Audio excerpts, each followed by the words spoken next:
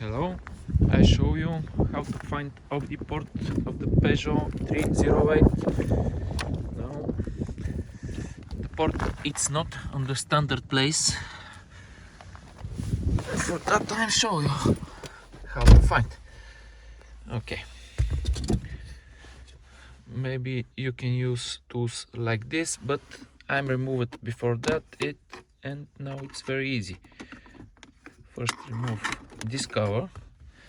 After that you can use this here, or you can put your finger here and move.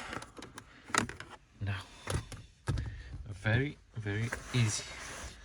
Now I can put my diagnostic tools, thing diag, and ready. That's it. Oh, move.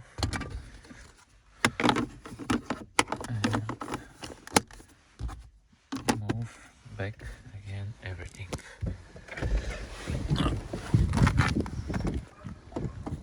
Okay, that's it.